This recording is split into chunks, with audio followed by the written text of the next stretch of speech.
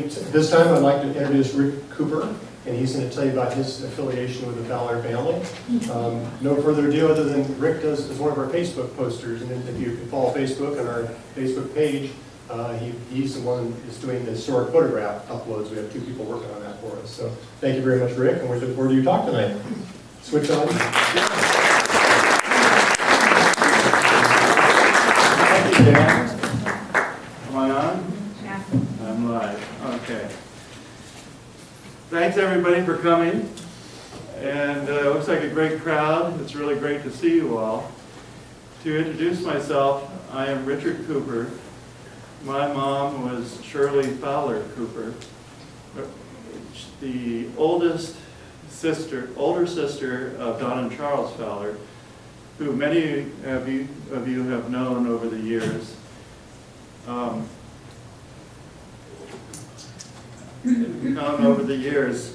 That ran and operated and owned Builders and Consumers Lumber Company in Glenbrook. And now their children own and operate B&C Home Center in the same location in Glenbrook. That is Greg and Connie Fowler, Gary and Arlene Fowler, and Kim and Tom Janicek. And they are the 5th generation lumbermen in Nevada County. And tonight we're going to talk a little bit about where those 5 generations came from and what they did to create the fabulous operation they have now. I need help. How do you go to the full screen here?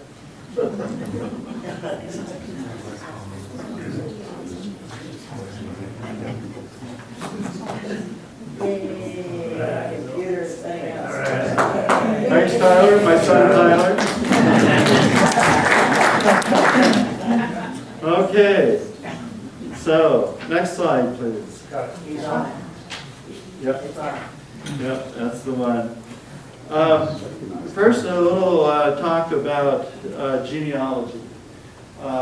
Genealogy is one of my hobbies, and it's a great thing to do on those winter nights when you're home watching reruns on TV. And if any of you have thought about researching your family history, it's really a golden age of research right now, because from like 1800 to now, there are so many records that various local, state, and federal governments have collected. And there's land titles and wills and so much available.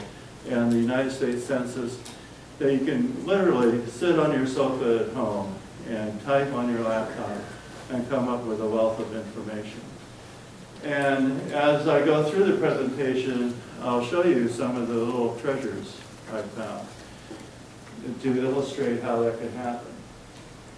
Now, being here 159 years, we have acquired a lot of connections in the county. And through birth or marriage, we have a lot of cousins. So a lot of us may be related in some way. If you recognize some of the names up there, those are some of the names that are in our family tree. Okay. Now, to try to keep this organized so that you can understand it and to keep me from getting confused, I've tried to organize this in making each generation a chapter. So the first generation of Fowlers that come to Nevada County were James L. and Elizabeth Weaver.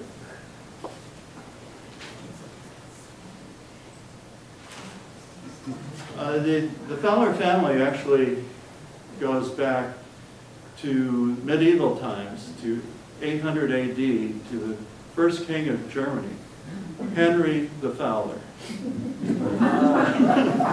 He had a birding hobby. And I discovered this by going through Ancestry.com, where everybody collaborates and collects family trees. I've actually been able to link ancestors back a long line back to Henry the Fowler. But we're not going to go through that. We don't have 2 weeks here. So we'll start a little sooner.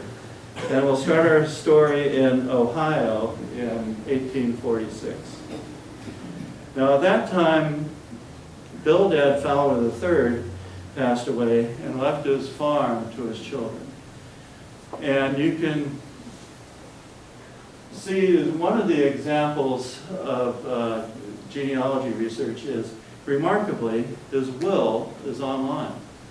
I was able to do some searching and find his actual will, digitized, and I was able to read it. And things weren't exactly equal back then. For example, one of the daughters got 1 cow. But on the other hand, luckily, James L. Fowler got several $100s. The stipulation being that he couldn't get it until he turned 21. Well, you know what happened next. In 1849, word reached Ohio of the gold rush. And James L. got the bug, and he made his way down the Ohio River, down the Mississippi, and bought a through ticket to California in New Orleans. So he sailed down the east coast of Mexico and reached Panama. And there in Panama, the miners would hire local natives to take them upriver, across the swampy lakes, over the mountains to the west coast of Panama, where he found about 400 other miners waiting for another ship to come by to pick them up and take them to California. Well, it just so happens that the first ship that came by was the SS California. This was the first steamship to make its way to San Francisco. This was because the United States wanted to establish a presence on the West Coast, and so they commissioned these steamships to carry mail and freight and passengers around the Horn of South America from the East Coast. So the ship pulled in, and there's 400 people waiting there, but because Mr. Fowler had a through ticket, he was allowed on board with 40 other men. So they sailed up the west coast of Mexico, and either bad planning or not enough room, they ran out of coal. So they had to keep going into shore to scrounge for firewood. And so they slowly made their way up the coast, and by the time they got to the California coast, they were burning the furniture and pulling up the deck boards on this new ship. So finally, in 1849, he made it into San Francisco Bay. And it's interesting, another little piece of genealogy information, there are so many newspapers that are digitized and available online. And back then, if you've ever looked at the old newspapers, they carried everything. Who came in on the train, who left on the train, who was visiting who died, who was born, what everybody was doing. They were very gossipy. Well, one article I found said that James L. Fowler was a member of the Society of Steamship Pioneers in San Francisco. So he was recognized for that. So, and then if you know your grade school gold rush history, you know that by this time, even at this early time, the easy gold was gone. Mining was hard work, and as you know, in the foothills, like right now, it's either very hot or it's raining a lot. And pick and shovel work and placer mining is very difficult. And some stuck to it, and others fell back and relied on the skills they had back east, like farming or teamstering or blacksmithing or what have you, wheelwrights. And so that's what we think James L. did, that he did teamstering in the Central Valley, around Sacramento, and the North Valley for about 13 years. But also in 1850, another family decided to immigrate west. This was Dr. David Weaver and his wife Elizabeth, their one-year-old son John, and 3-year-old daughter, Emily. They sold the farm in Arkansas, loaded up the wagon, and traveled to Missouri, where they joined an immigrant train to California. And they basically walked the 2,300 miles across country. And Elizabeth passed away in about 1912, and in her front page obituary in the Woodland newspaper, they use a paragraph from her diary. And in this paragraph they quoted from her diary, she describes some of the trials and tribulations of that trip. And one of them I'll relate to you. When they got to eastern Nevada, about where Winnemucca is, they got up in the morning to break camp, and they noticed a lot of the stock was gone. And so they sent 3 men, including Dr. Weaver, out to follow the tracks and get the stock back. Well, they went out, and they never came back. So they put together another group to go out and find them. And what they found was the 3 men dead, surrounded by 9 Indians.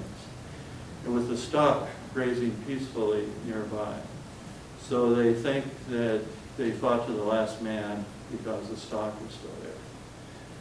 So they buried their 3 companions and took the stock back, broke camp, and now the widow, Elizabeth, with the 2 toddlers, continue on with the wagon train west. And it's really remarkable. You know, we grew up watching Western movies and TV shows and stuff, and then to research this and find out in your own family that this stuff actually happened. It was pretty amazing.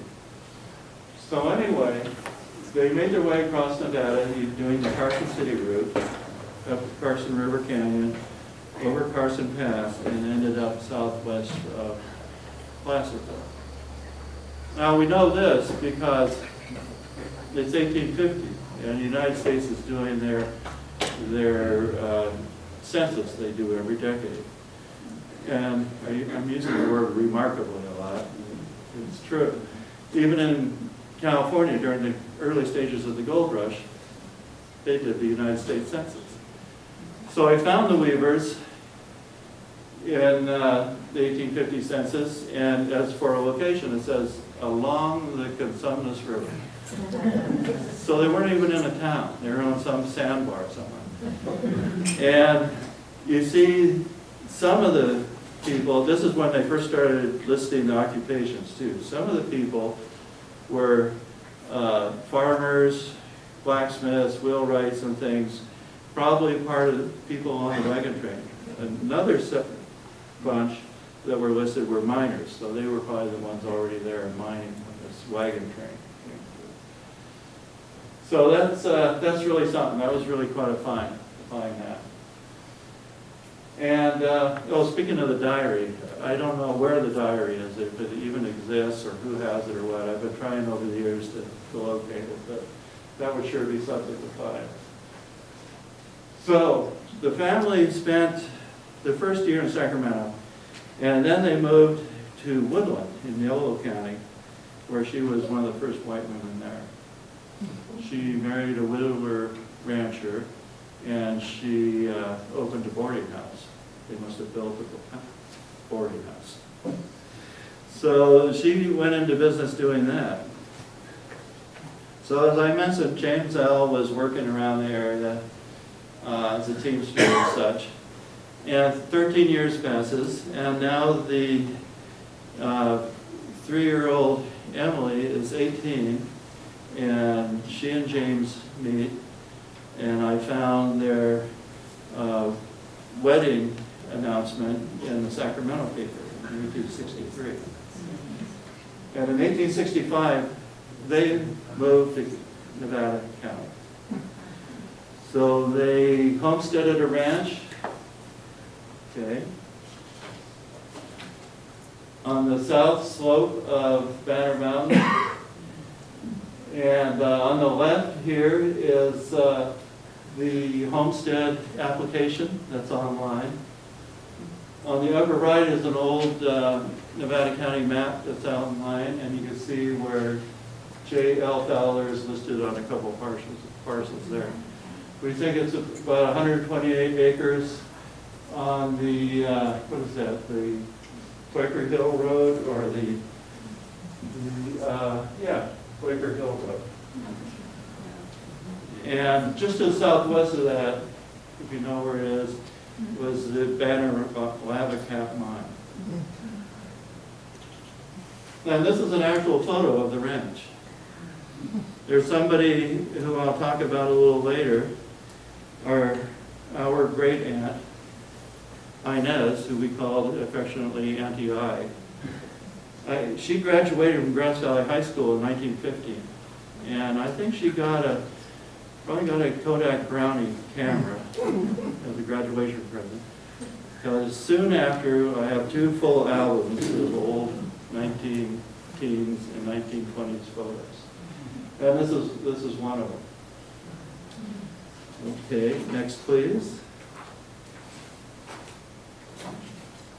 So throughout the presentation, we'll see some more of her photos that she took. So then, in this period from 1865 to 1895, besides the farm and combination ranch, he did some teamstering on the side, and because we have such a wealth of timber, there are a lot of little small timber operations, and I think he was doing teamstering for them, and he started to get into the business a little bit, felling his own trees, doing a little sawmill work. But also, they had 6 kids. So at the top left of the boys, Charles, Irwin, and Arthur. On the right are Elizabeth, Bertha, and Grace. And they married a Hensley, a Marshall, and a Chichester. And these were all guys that worked in the woods for the sawmills and things. Let's see what we got next here. Okay, let's go on. Okay, so then now we can talk about the second generation. This is Charles S. Fowler, one of the James L. and Emily's children. He's the one that became the entrepreneur, lumberman, and businessman, and so he's the one we're going to concentrate on tonight. He was a very precocious boy and really took an interest in his father's businesses and what he was doing. And he learned a lot.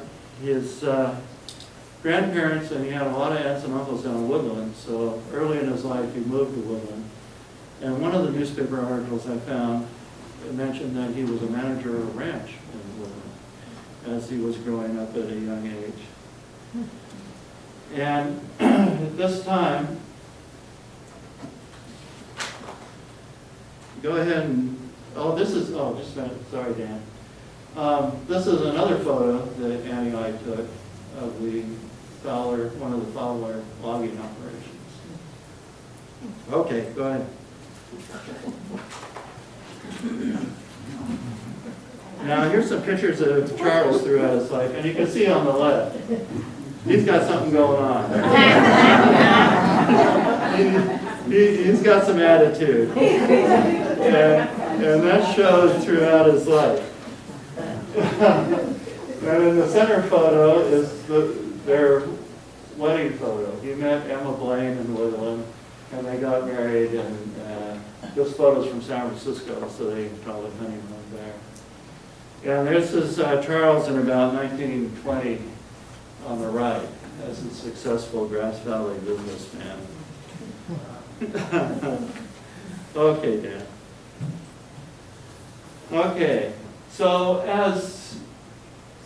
at some point, soon after their marriage, he moved back to Grass Valley, and he really started getting into the business. And he and his father started buying bigger plots of land to log. I guess that's what you did then. You bought a tract of land, logged it off, sold it, bought another tract of land, hopefully slightly bigger, more profitable. And also what they did, you know, probably seen pictures of these old sawmills with these big timbers and these big all this equipment, and then the tents and whatever they had for the workers and cook shack and all this. Every time they sold a tract of land, they'd have to tear it all down and move it to the new tract and rebuild it all and start working it. So there's mentions of that in the Union. In fact, the Union newspaper is a great resource because from about 1860 to 1940, every issue is online. And there is such a wealth of information in this. We're really lucky to have that. And here's a photo that Annie and I took of so she graduated in 1950. And these are photos from about 1915 to 1920. They were still using horses and oxen back then. I like this photo of the lumber wagon because you notice each horse has a set of bells above its neck. And I was reading somewhere where the turns in our mountain roads back in the day were so sharp that that was a problem of teams and things running into each other. So there's evidence that they actually use bells to give warning. And on the right is a donkey steam winch. They called it a donkey engine, but it's a steam-powered winch. And on the right, there's some kind of trestle contraption where they probably slid the logs down to the mill using that winch. And there's a headline from the Union, "Timber tract at Banner changes hands." So they started small on Banner Hill, and another article talks about them, go ahead, Dan, talks about them logging the Greenhorn area, and then Hunts Hill, which I think is northeast of Greenhorn, and then the Scotts Flat Valley before the reservoir. And finally, they ended up on Washington Ridge near the intersection of Highway 20 and Washington Road at a place called Phelps Hill. Now this is neat. I think Annie and I took her camera and went up to the logging operation one time and took a bunch of photos of everything that was going on. So this is oxen being used with a wood-wheeled log wagon hauling logs to the mill. And in the middle we have some kind of trestle built over a gulch to haul logs or lumber across the gulch. And Charles S. Fowler is in the front right there. So they started getting bigger and bigger operations, selling their lumber to the local lumber yards. And it got to the point, well, why not own the lumber yards? So it was an interesting time. When you read the Union of like 1900, 1903, 1905, there was a lot of activity in that area. It seemed like several of the old lumberyard families were retiring, and Charles had the opportunity to step in and make deals with these folks.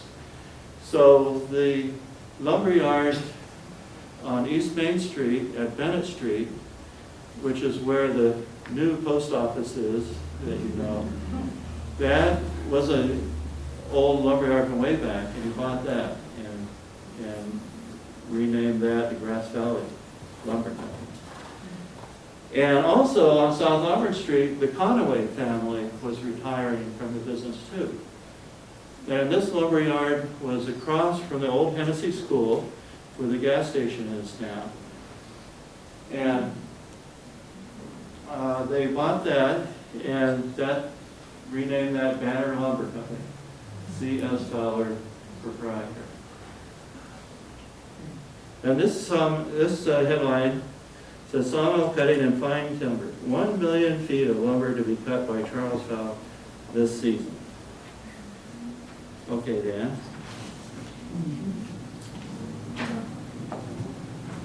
So this is, let's see, I think we skipped.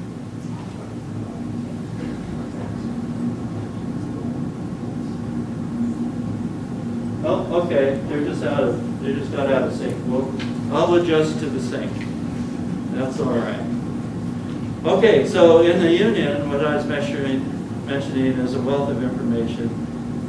There were a lot of thrills and spills back in the day. It was a dangerous business, not only in the woods and at the sawmill. And there's a couple articles with people losing thumbs and things. But this article here from 1906 describes a lumber wagon accident. Charles Fowler of Banner Mountain had a narrow escape Friday afternoon. He was hauling wood to the WYOD mine and had driven his 4-horse team upon a bridge near Over Hill when the horses swung out too far and went over the gulch. So the rest of the article describes how the wagon was destroyed, but the horses were able to break their harnesses and scramble safely, and they weren't hurt too badly. And neither was Charles. Thank goodness. In the middle article from 1916, this describes a forest fire up by the Greenhorn, Huntsville area. And like today, forest fires were always a danger back then. And at that time, before fire services and Forest Service, they would pull workers from the mines and the local sawmills and things to go and fight these fires. And sometimes they were successful, and sometimes not. This next article from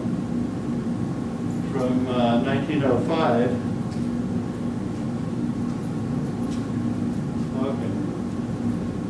This is speaks of the sawmill that they had up on Banner Mountain. And the article describes how, to prevent fire, they would go around at the end of every day and soak down all the sawdust, all the timbers, all the wood in the sawmill to try to prevent a fire. Well, that worked great until this one night. And for some reason, they couldn't figure it out why, what happened. Some kind of a spark. The whole sawmill burned down. And as often happened in those days, they immediately rebuilt. Okay. Here's the one I was looking for. This is, Art Fowler was Charles's younger brother, and he worked in the woods. He worked for Art Cooper's sawmill, no relation. And this article on the left describes an encounter they had one night when the men were, for some reason, walking through the woods up on Washington Ridge.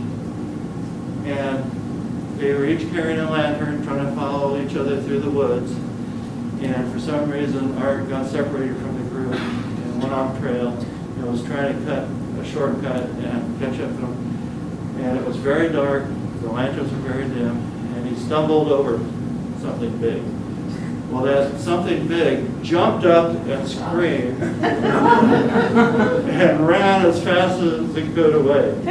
Meanwhile, Art ran the other direction. And finally, he got in contact with his companions. Yeah, they didn't have any guns or anything, and they didn't want to run into any bear either. So they hightailed it to the sawmill. And it's so neat in these old articles how the writers used to try to make the story entertaining. So it goes on to say how Art tried to say that he scared the bear and chased it away. And all this, and the guys were the brave ones, but everybody was trying. Anyway, on the next article, this was another wagon wreck. If you are familiar with Idaho-Maryland Road, where the old Idaho-Maryland mine was, there's an old photo that shows the mine, and then the narrow gauge railroad tracks going right by it, and then a road going right by it. In much the same layout there is today without the railroad. But he was driving a lumber wagon towards Banner Mountain to go home. And the train came by, sounded its whistle at the mine, And this startled the horses, and they swung around 180 degrees with the loaded wagon. He was thrown off, and apparently he was tangled in the reins because they said he was drug 100 yards until it finally stopped. Because tragically this time one of the horses had a broken leg. And so they had to shoot the horse. And the other one recovered, and so did Art. Work another day. So, but I think what's interesting in this article is it says, the dead horse was a very valuable animal, the property of Mr. Fowler's brother. So that implies that the horses were very important and very valuable and were generally, probably, hopefully, well taken care of. Okay.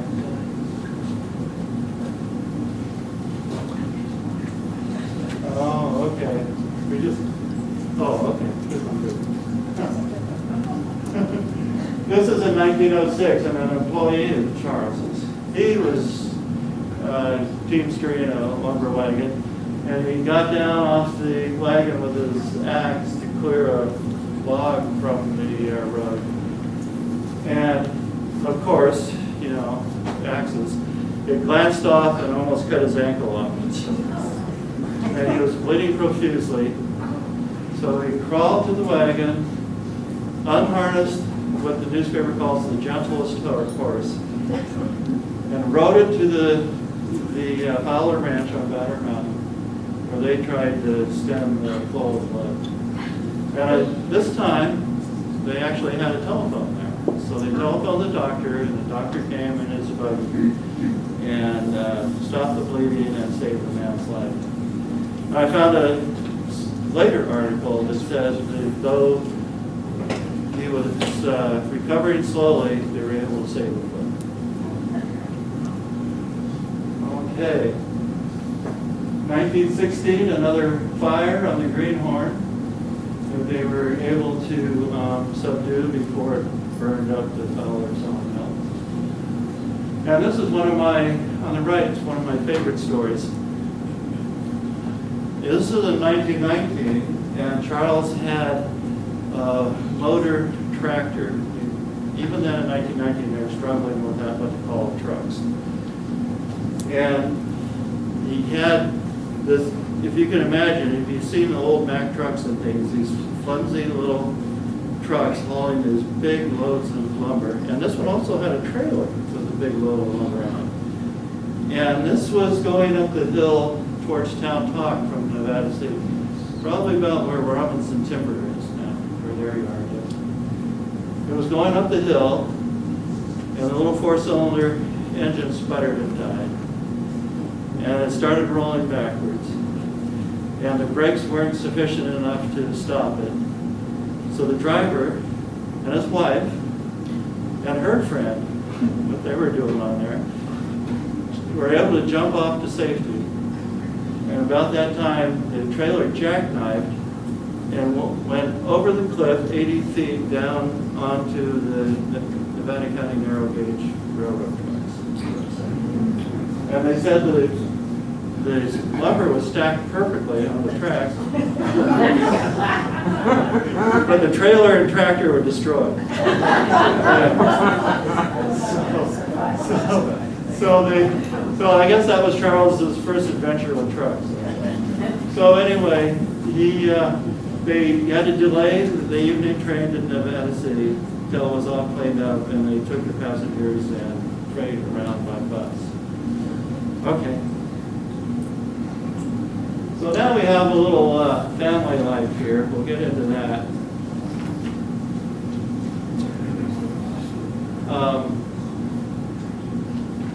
In about 1896, James Al and Emily decided to retire from their ranch at Banner Mountain. So they built a house down at Hills Flat in the 500 block, and this house is still there, the yellow house in Hills Flat. I think it's an engineering office now. And there was a large garden and a barn in the back, and it was quite a big property. In fact, in the 1910 census, you can see who was living there. There's the grandparents, Lizzie and Arthur and May, three of the children, and well, and Erwin too, and Bertha. Oh, just about all their kids are there. And a grandson and our Auntie I. And on the left is a photo of Auntie I with her Model T. She, after graduation in 1950, she went to Chico to go to teacher's school. And she started off in Pleasant Valley, went to Modesto, and had a career teaching in Sacramento. Okay? So, now we're up to the third generation. Charles and Emma had two children, Leland and Inez. Leland is our grandmother. And that was in 1894, and Inez was born in 1896. And tragically, Emma died in childbirth with her. And wrong slide. Oh, we want this slide. Yeah. There we go. Yay. There's the third generation, Leland and Faye. Okay. So, Charles had lost his wife. He had two young children. The grandparents helped raise Leland and Inez. And when Leland was at a young age, maybe approaching his teenage years, he began to work with his father, Charles, in the lumber business. And so he started to work at the lumber yards in Grass Valley. And, I forgot to mention about the lumber yard purchases. They purchased another one, the Cooper lumber yard in Nevada City, which is no relation. And that was on Sacramento Street. Those Coopers retired, but Charles kept his son on as manager. Just want to get that detail. So Leland was growing up in the business. In fact, at one time, at an early age, he actually managed the Banner Lumber Company. So, let's see here.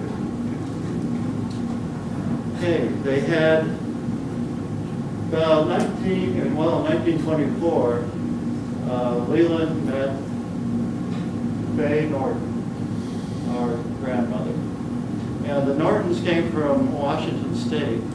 And at this time, Charles and Leland were living on Mohawk Avenue next to the lumber yard on South Army Street. And the Nortons happened to move in, and they had three girls. And so they got together, Leland and Faye, and Faye's sister Zoe married Clarence Berryman, and that's our Berryman connection. And on the right here, we have the family on a family trip. Faye's obviously taking the picture. But there's Don on the left, my mother Shirley in the middle, and Charles on the right. Okay.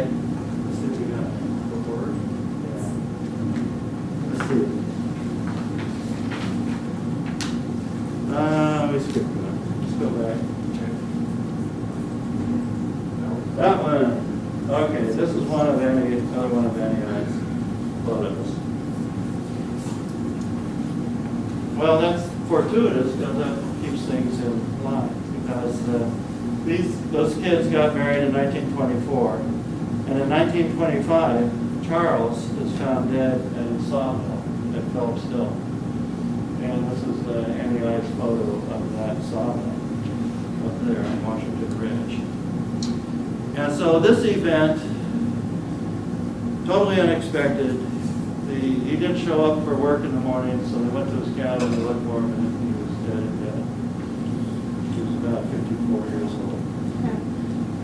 And so this set in motion a big transition. After his beloved wife Emma died in childbirth, he married a woman named Stacia Green, who my mom said was a cook at his sawmill. And so when he died, Mom said that Leland and Stacia realized they couldn't be business partners. And so they decided to liquidate the whole operation. The sawmills, most of the land, the 3 lumber yards, and everything. So at this time, okay, we go back to the yeah. That's good enough. So at this time, Leland and Faye were fairly wealthy, so they sold everything off. And this was like 1926, 1927 to get all this wrapped up. And then the Depression hit, and luckily they were fairly well off at that time. So they moved to Sacramento and subsequently had 3 children. My mom, Shirley, and then Charles in 1927, and Donald in 1930. And by 1930, they were living comfortably in Sacramento, and they loved the outdoors. They did a lot of camping, they did a lot of driving around, a lot of sightseeing. And they had a great time. He was playing the stock market and doing other businesses and things on the side. But my mom said later, like 1938 or so, she was starting to grow up. She was about 13 years old. She was over camping. And they decided, and the boys, Charles and Don, were getting older, and to help give them direction and a future, Faye and Charles decided to go back into business.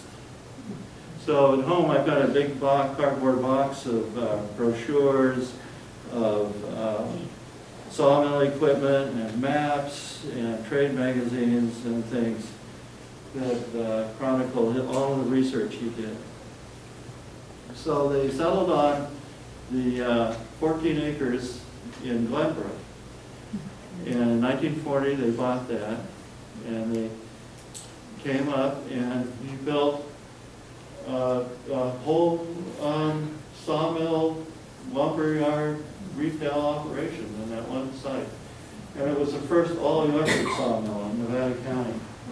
And you can see here the log pond, the sawmill, the planing mill, drying stacks, and up at the top was the retail building that a lot of us old-timers remember. So there's a photo of Faye and Leland at the time, and the front of the old building. Okay, let's see what we got next. Okay, now we're on to the 4th generation. These are our parents, Shirley, Charles, and Donald. Adjacent to the property, where the mobile station is now, in West Olympia and Nevada City Highway, they built this nice house. And they grew up in it, and us kids, my cousins and I, we played in it as kids. And in fact, I was talking to a woman who used to be one of the little girls in the neighborhood, and she said that she referred to it as Grandma's house. We all congregated there, I guess. And it was so much fun to be a kid growing up in this neighborhood. My parents and us lived in Glenbrook Heights, a couple blocks to the west, and Grandma was here, and the lumberyard was to the right, and in between was the swamp. And they had built a wood catwalk to get from the house to the lumberyard to go to work through the swamp. And to us kids, oh my God, it was like full of snakes and alligators and quicksand and everything you can imagine. So it was quite the playground for us. Okay. So now I have to throw in a bit about my family and my mom. Shirley was born in 1925, passed away in 2001. This is a picture of her at Bucks Lake on her first birthday. As I said, they were into camping and adventuring. And she graduated UC Berkeley in 1945. And in 1946, she married my dad, George Cooper. And that's a cute story because George was a local baseball star. And even though he was just a son of a poor miner, I think that helped get him a job at PG&E. And then World War II came along.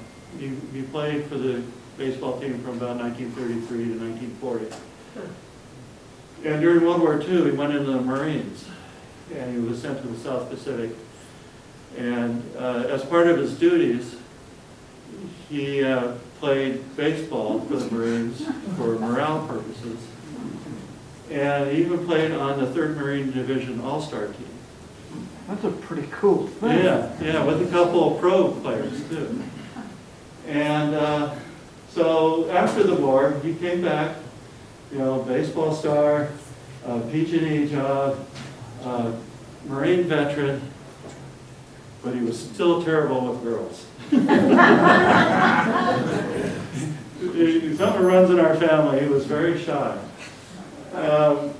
So my mom, she was from a prominent family.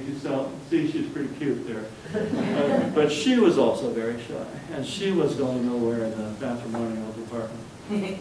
But fortunately, her cousin, Beverly Berryman, worked for PG&E also. If you went into the Main Street office to pay your bill, she was the one behind the counter that you paid the bill for like 30 years. But in 1946, she saw the situation with her cousin. She saw this handsome guy at PG&E that was going nowhere.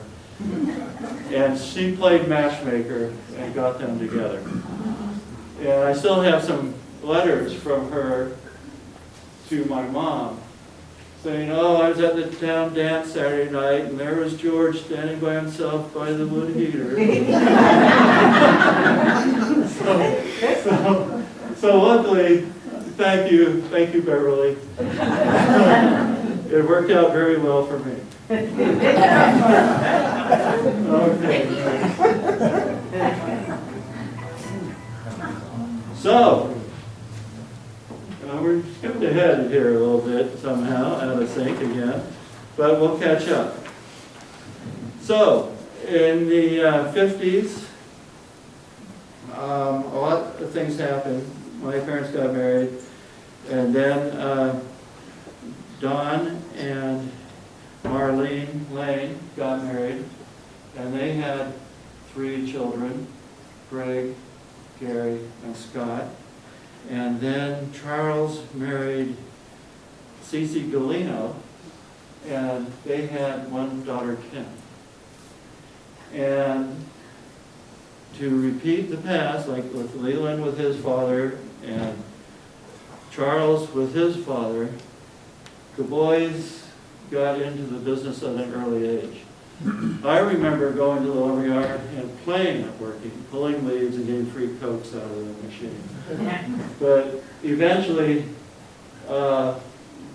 Donald's 3 kids, Greg, Gary, and Scott, they were actually employees and learning the trade and growing up there and taking on more and more responsibility. But in 1963, Leland passed away. And our grandmother, Faye, decided to go retire and go fishing. So that's what she did. And Don and Charles took over the ownership and operation of Builders and Consumers. at that time and started running it themselves very successfully. But in 1967, there was a disastrous fire, and it consumed the office, the retail section, some sheds that were attached, the trucks, the forklifts, the heisters, and everything. And so that, in good old pioneer tradition, they swept everything away, and a year later had built this steel building with a much bigger retail space. So they decreased the concentration on the actual milling and production of lumber and went more into the retail direction, which was, I think, was brilliant, very fortuitous. Okay, next. And here we are at the grand opening. Oh, there's the young Charles and Don there. I wish it was in better focus, but Kodak really ruined photography in 1967 with those Instamatic cameras. Oh boy, even the photos 120 years ago were better than these. So, and there's the front of the building there.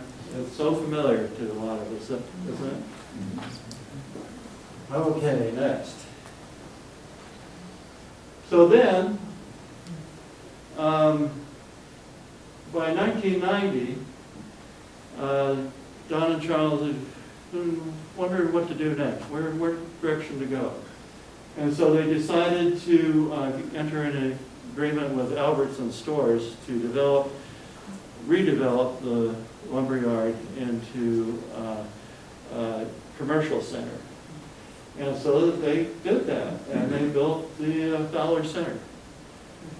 In 1996, they retired and passed the ownership and operation on to my cousins, Greg, Gary, and Kim. And in 2003, Don passed away. 2017, they got the ACE affiliation, ACE Hardware affiliation. And in 2023, Charles passed. And since that time, the Fowler family has been in business since 1865, 159 years in Nevada County, and 84 years of builders and consumers, or B&C, at the same location. Quite a legacy, and the family's doing a great job of carrying that on. And so, next slide, please.